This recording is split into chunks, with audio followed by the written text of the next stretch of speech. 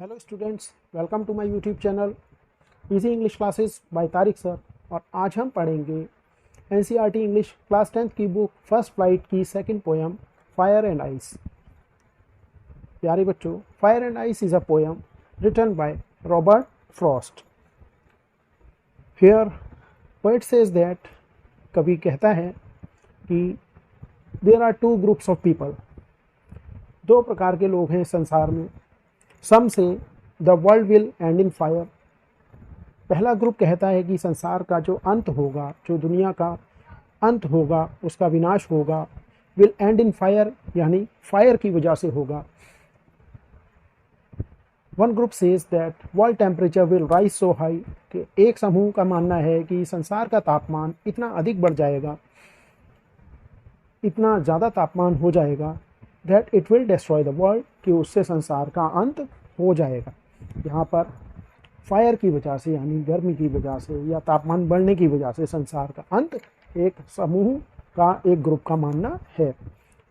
Again poet says that, दोबारा कवि कहता है, दूसरी पंक्ति में, दूसरी लाइन में कहता है कि दूसरा ग्रुप जो है या दूसरे समूह का मानना है, वो कहता है, other group says that temperature will decrease so low, कि संसार का तापमान इतना ज़्यादा कम हो जाएगा, that it will destroy the world, कि उससे भी संसार का अंत निश्चित है, यानी वो भी संसार के अंत का कारण बन सकता है।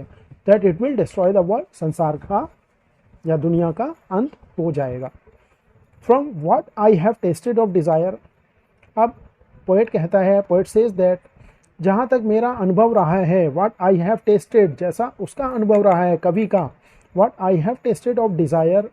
डिज़ायर यानी इच्छाओं के बारे में, डिज़ायर के बारे में जो उसका अनुभव है, उसने, कवि ने यहाँ पर कंपेयर किया है फायर और आइस को एक एक ह्यूमन इमोशंस के साथ में कंपैरिजन किया है, यानी उसकी तुलना की है, फायर की भी तुलना की है।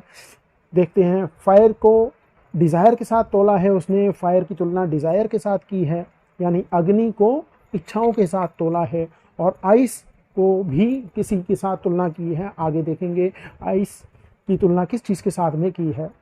पोएट कहता है, मेरा मानना है, I hold with those who favour fire. Poet says that I hold, यानी मैं उस ग्रुप के साथ हूँ, उस समूह के साथ हूँ जो ये मानता है कि संसार का जो अंत होगा वो फायर यानी अपनी इच्छाओं के कारण ही होगा। फायर को, क्योंकि यहाँ पर फायर की तुलना इच्छाओं के साथ की है, कवि के द्वारा यहाँ पर बताया गया है, इसलिए कवि कहता है कि मैं उस समूह के साथ हूँ जो कहता है कि संसार का अंत फायर यानी इच्छाओं के कारण होगा।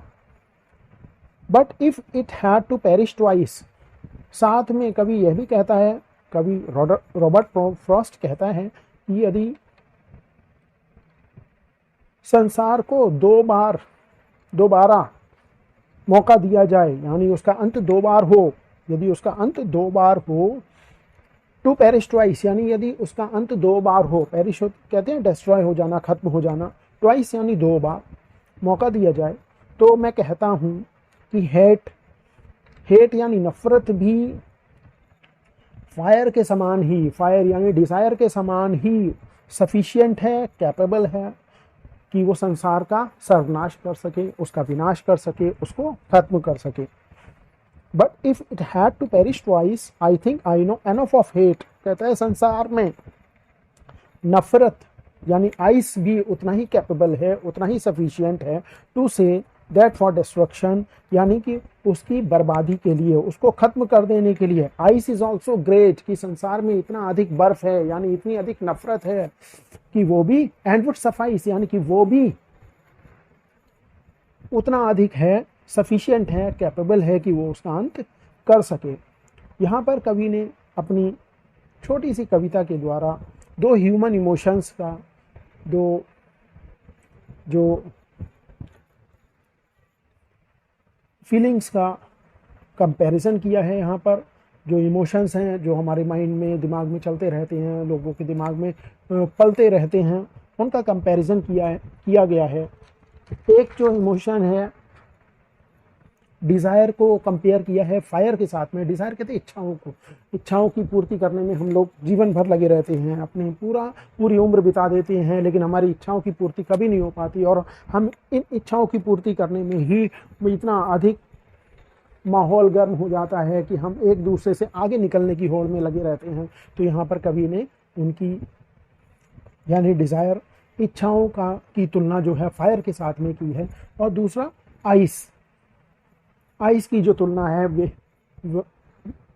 उसकी तुलना जो की है हेट यानी हेट्रेड, नफरत के साथ में की है। तो इस तरीके से फायर की तुलना डिज़ायर के साथ में और आइस की तुलना हेट्रेड, नफरत के साथ में की है। पोएट ने बहुत ही सिंपल वर्ड्स में इन दो ह्यूमन इमोशंस को क्लैरिफाई किया है, उनको स्पष्ट कर दिया है, उनको बता दिया है कि संसार का अंत या तो उसकी लोगों की असीमित इच्छाओं की वजह से होगा, या फिर आइस यानी आपसी नफरत, आपसी घृणा, आपसी वाद विवाद की वजह से होगा। तो यहाँ पर मेरे ख्याल में कवि अपनी बात को कहने में पूरी तरीके से सफल रहा है और उसने अपनी बात को बहुत अच्छे से स्पष्ट किया है। इस कविता की राइम स्कीम को चेक करते हैं। राइम स्कीम जो कि किसी भी पोएम का एक मोस्ट इम्पॉर्टेंट पार्ट भी होता है, कि इसको देखने के लिए हम देखते हैं कि पहली लाइन जो है, सम say the world will and in fire. यहाँ पर जो पहली लाइन का जो लास्ट वर्ड है फायर है, इसको हम ए मान लेते हैं, ए माना हमने। सेकंड लाइन में है सम से इन आइस, जो सेकंड लाइन का जो लास्ट वर्ड है वो आइस है। आइस को यहाँ पर आइस फायर के साथ में राइम नहीं कर रहा, तो इसलिए हमने पहली लाइन को ए दिया था, दूसरी लाइन में हमने बी दे दिया। बी देने के बाद में थर्ड लाइन जो है, from what I have tested of desire, जो फर्स्ट लाइन में फायर था हमने उसको ए दिया था, थर्ड लाइन का जो डिज़ायर है वो फायर के साथ में राइम कर रहा है, इसलिए हमने इसको कहा अगेन, इसको हमने ए दे दिया। और फोर्थ लाइन में जो है I hold with those who favour fire, जो लास्ट वर्ड है वो फायर है। तो जो पहली चार लाइनों की राइम स्कीम है वो ए बी ए ए।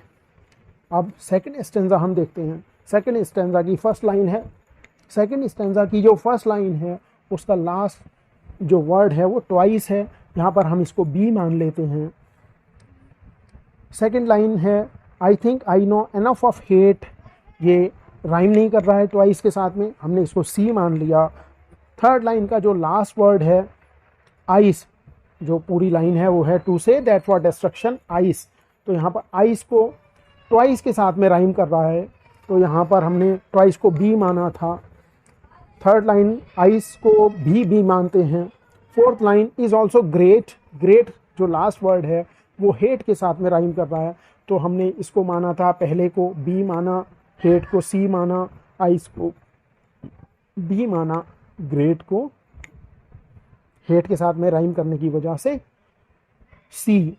तो यहाँ पर फोर्थ लाइन तक हो गया। Last line and would suffice, suffice जो है राइम कर रहा आइस के साथ में, तो इस तरीके से इसकी राइम स्कीम जो हुई B C B C B. तो बच्चों यहाँ पर इसका राइम स्कीम क्लियर हो गया है। अब हम पोएटिक डिवाइस की बात करते हैं कि यहाँ पर कौन से अलंकारों का उपयोग हुआ है, प्रयोग किया है कवि ने। सबसे पहला जो है एलिट्रेशन है। एलिट्रेशन डस्ट ऑफ स्नो कविता में भी मैंने बताया था।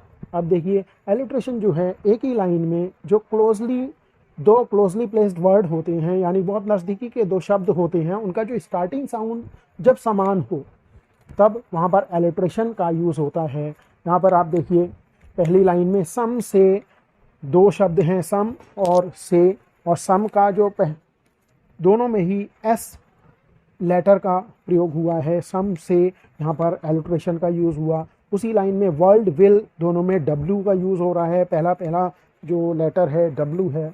और इसी तरीके से फर्स्ट स्टेंजा की फोर्थ लाइन में फेवर फायर, तो यहाँ पर एफ का यूज़ हो रहा है पहले वर्ड के पहले लेटर के रूप में, तो यहाँ पर ये इन तीनों ही शब्दों में एलिट्रेशन का यूज़ हुआ है।